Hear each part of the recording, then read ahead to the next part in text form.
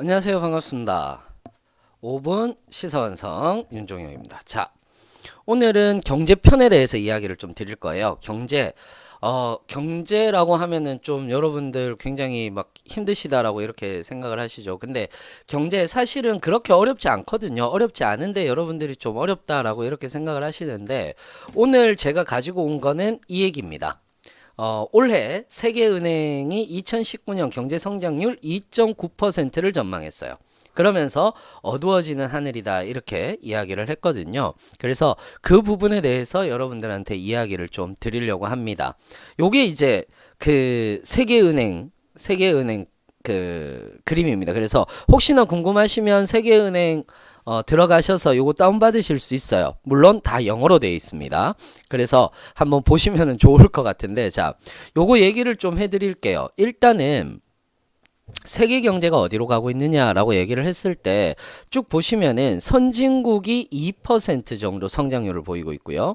그 다음에 개발도상국이 4.2%. 그래서 세계 경제 성장률이 약 한 2.9%다라고 이렇게 이야기를 하고 있습니다. 그러니까 지금 현재 기본적으로 2018년도에 이 정도로 가고 있고, 그 다음에 추세는 뭐 살짝 오를 거지만은 그렇게 크게 오르지는 못할 것 같다라고 이렇게 얘기를 하는 거거든요. 이게 문제는 뭐냐 하면 개발도상국도 4.2%라는 거예요.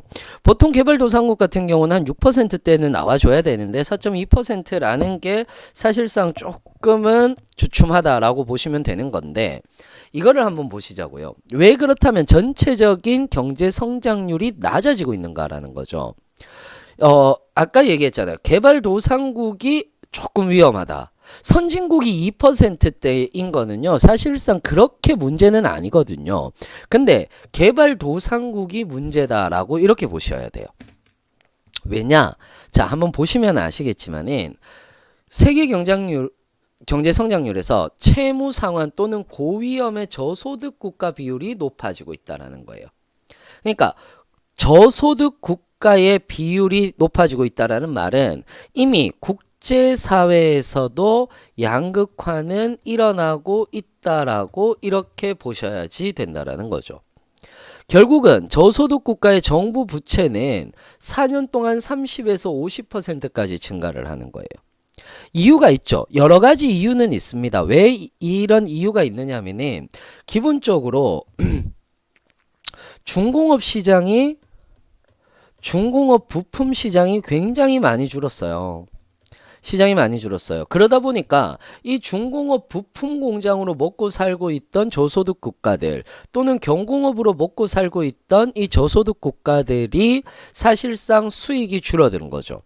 거기다가 두 번째는 뭐냐면 전체적으로 세계 경제가 약간씩 안 좋다 보니까 저소득 국가 같은 경우는 관광이라든지 관광 산업에도 많이 귀를 기울이고 있거든요. 근데 이거는 외부 경제의 영향을 엄청나게 받아요.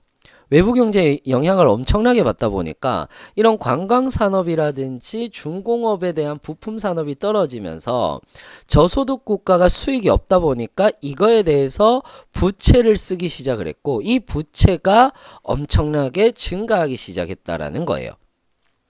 결국은 이러한 그 이유는 바로 우리가 어디에서 찾아볼 수 있느냐면 탈공업화라는 것에서 찾아볼 수 있고요. 그 다음에 제조업의 경쟁력 약화라는 것에서 찾아볼 수 있어요. 즉 무슨 말이냐? 탈공업화의 함정이라는 것이 있어요. 원래 탈공업화 이후에 일자리와 소득에서 제조업의 공백을 메워야 되는데 그 준비가 안 되었다는 거죠. 이미 우리는 탈공업화 사회예요. 4차 산업혁명이 되면서 산업혁명이 일어나면서 대부분은 어떤 형태로 가고 있어요? 무인공장의 형태로 가고 있다고요. 무인화가 암암리에 굉장히 많이 일어나고 있습니다, 여러분들. 그러다 보니까 여기 일자리, 그 다음에 제조업의 공백을 채울 준비는 전혀 안 돼 있는 거죠. 그러다 보니까 이것들을 통해서 새로운 경제 질서가 만들어져야 되는데 새로운 경제 경제 질서로 이행이 안 되고 있어요. 즉, 여기에서 대부분 고용, 금융, 사회보장, 주거, 교육 및 혁신 시스템 이런 모든 시스템들이 지금 현재 안 나타나고 있고요. 이런 것들에 대한 탈구가 나타나니까 경제 역동성이 쇠퇴하니까 뭐 신자유주의식 포퓰리즘. 신자유주의식 포퓰리즘이라고 얘기를 하는 것은 뭐냐면 야, 돈 줄게. 돈으로 모든 것들이 해결되는 거예요. 어떤 사회 보장성이라든지 어떤 이데올로기, 보장에 대한 이데올로기를 가지고 있지 않고 돈으로 모든 것들이 복지로 연결되는 이러한 형식의 포퓰리즘으로 바뀌어 나가고 있다는 거죠. 이것이 문제가 되고 있는 거예요. 그러니까 자 보세요. 앞에서 얘기했을 때 저소득 국가잖아요. 저소득 국가도 정치와 맞물려 있죠. 맞물려 있는데 어떻게 맞물려 있습니까? 저소득 국가는 지금 현재 이런 상태에서 경제 역동성은 없고 그러면은 자기가 계속해서 뭐는 잡고 가야 되겠어요? 정권은 잡고 가야 되겠고 그러니까 돈을 풀어서 그러니까 이거는 곧 빚으로 쌓이게 되는 거예요. 이런 식으로 이제 계속 반복되는 거죠. 그 다음에 두 번째는 미국의 경제력의 상대적 약화. 그러니까 그 경제력의 다원화가 되어야 되는데 미국 경제가 절대적 경쟁력에 기초했어요. 우리는. 그래서 달러 본위제였다는 거죠. 달러 본위제. 그러니까 자 보세요.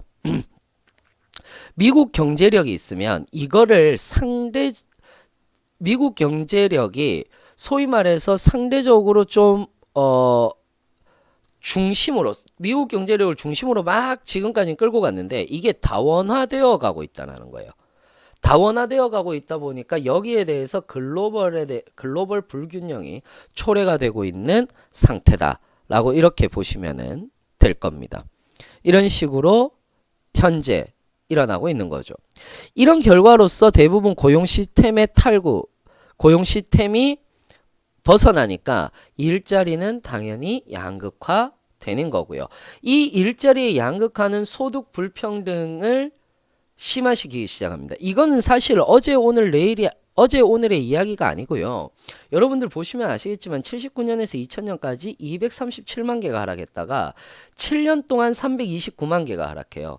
그리고 다시 10년 동안 137만 개가 하락하는 거예요. 특히 어떤 일자리? 하위 소득 일자리가 줄어들어요. 즉 또는 중간 소득 일자리도 줄어들어요. 그래서 여러분들 중간 소득 일자리가 줄어들면 하위 증가, 상위 소득 증가가 되는데 하위 소득 증가가 되는 건 맞겠지만은 중하위권도 없어지는 거예요. 제가 얘기하는 건 중하위권이었습니다. 이 부분이 없어지더라라고 이렇게 보시면은 될 겁니다. 어떤 의미인지 이해는 되셨죠, 여러분들? 자, 또 여러 가지의 의미가 있는 게 경제는 사회보장 시스템이 탈구가 되고 노동시장이 유연화됐어요. 그래서 실제로 사회보장 시스템 자체가 사라지고 있고요. 거기에다가 두 번째는 노동시장이 완전히 유형화됐어요. 유연화되다 보니까 비정규직이 많아지고요. 비정규직이 많아지면서 어떤 그 실업률이 사실은 감소가 되기는 했지만은 노동시장이 유연화됐다는 건 노동시장이 불안정해졌다라고 이렇게 얘기를 할 수가 있는 거겠죠. 이렇게 여러분들이 보시면 될 겁니다. 이러한 형태 때문에 여러분들 지금 현재 상태에서 세계 경제는 나빠지고 있는 거예요. 결론부터 얘기를 드리자면은 선진국은 문제 없어. 그리고 그런데 뭐가 문제가 생기느냐 하면은 바로 이 개발도상국들이 문제가 생긴다라고 이렇게 보시면은 될 겁니다. 이 개발도상국들은 지금 현재 산업의 변화로 인해서 일어나는 그 변화에 실제로 대부분의 모든 제도들이 발맞춰서 가지 않고 있기 때문에 이러한 현상이 일어나고 있다라고 이렇게 간단하게 이해하시면 될 겁니다. 오늘 경제 얘기했는데 좀 너무 머리 아프셨나요? 조금 더 재밌는 얘기를 가지고 여러분들을 찾아뵙도록 하겠습니다. 그러면 취업 하루 5분 취업 완성 TV 다음 시간에 뵙도록 하겠습니다. 감사합니다.